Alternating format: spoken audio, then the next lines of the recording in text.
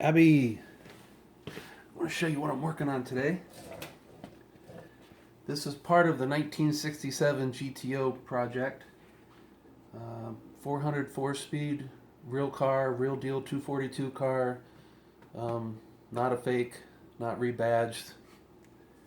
So this is the instrument cluster. Gauges, cluster, bezel. It's been a long time coming. Every car I get involved in, someone else tore apart. So this was the basket case. And here I go putting it all together.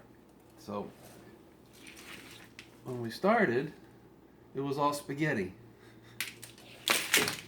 Every wire's got to be identified. Every connector you got to figure out. So here's the cluster. There's every light bulb, alternator light, instrument light, oil pressure light, instrument light, brake warning light, high beam indicator, left hand, right hand, cruise control, gas gauge. Anyway, so that's what all the green tags are. Just having to figure everything out. Then we started down at the fuse panel. Carefully taped everything off so you could read what the fuses were. Put in the sandblaster, blasted the old connectors, rusty, when I never had a good connection with them. Then treated them so they don't rust again, keep them from rusting. New fuses. Then the whole wiring harness, you have to go over every connector, make sure it's clean, got a good connection. Every light bulb changed, every light bulb tested, every socket clean, every socket tested. Just for example, there we go. There. So got 1, 2, 3, 4, 5, 6, 7, 8. Anyways, instrument lights. And then turn signal indicators, warning, brake warning light, alternator light, battery light, everything's got to be cigarette lighter. Everything's got to be tested, checked, completely, thoroughly cleaned. Anyways, electrical gremlins will get you if you're not careful. So, spaghetti sorted out, figured out. What's going on here is radio delete for now. I got the chrome knobs on so it looks cool with just a blacked out plate. The heater control, wood grain, looks good, fills the hole for now. I do classic auto air conversions. I probably later on will do an AC conversion.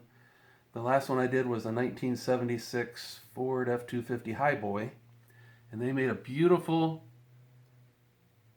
panel that just bolted right in. The dials looked original, had a beautiful look, and it was all flat on the back, electronic. So without the cables and the slides and the...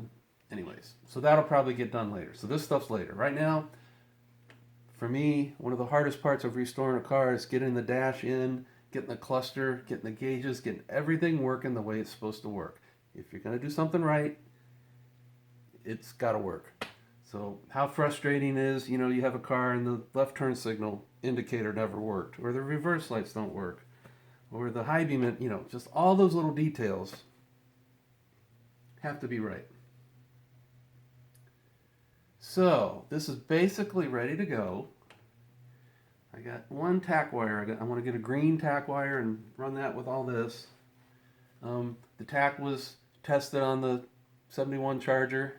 Just plugged it in and grounded it, made sure it worked good. All the gauges were tested. Anyways, so we're ready to go. As I'm working the wires and pushing and tugging, and I think I was holding it here and pushing in the ignition switch, and I hear a crack. It's like, oh, felt like one of your bones broke.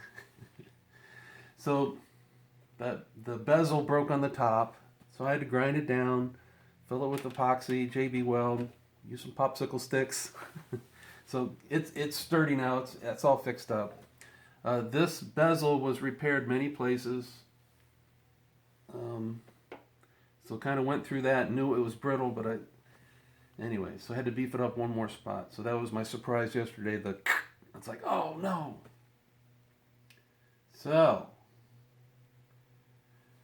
I'll flip this over. We'll do another video on how good the wood grain looks, how it, then you'll get a hint of the combination, what I'm doing with the color combination, and it's stock but a little bit of a twist. And anyways, you'll get an idea of the theme when we see why I'm doing what I'm doing here.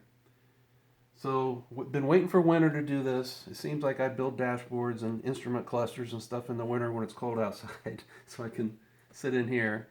The 442 Chevelle GTO, what do they call it? A-body, GM, they're different. You build this and you shove it in the little hole in the dash. On the Mopars, at least 71 Chargers that we've done, you can build the whole entire dash on a bench, dash pad, instrument cluster, AC ducts. It's like you can build the thing on the bench and put it in the car. GM's, the framework and the framework is welded to the car. You can't take it out. So the dash pad, the framework stays, and then this stuff goes in. So anyways, this has been a lot of work. We're getting there. It'll be nice to see it flipped over and look good, and it'll be nicer when I do a video showing it in the car. And then that'll really look good. So, Abby, you haven't been here for me to update you. You're in the Army, working on helicopter hydraulics. You're not here at the shop being my helper, and you're not working in Dad's shop anymore. So, this is what I've been doing. I love it when you send me pictures of the helicopters and the cool stuff you're working on. So we got the little battery charger on 12 volt. We light up whatever circuit we're working on to test the lights, reverse lights, backup, indicators, whatever we're working on. That's how I do it. And maybe let me give you a close-up. And I want to keep you informed on the GTO build. I didn't do any of the body work, the trunk pan, the restoration, but as I put it together, since you're not here to help, I'm going to keep you involved however we can. So let me give you a close-up. Love you, miss you. Can't wait to see you. I'll show you some of the spaghetti. Up close and personal. The back of a 67 GTO set of gauges, instrument cluster, dash bezel. Woohoo!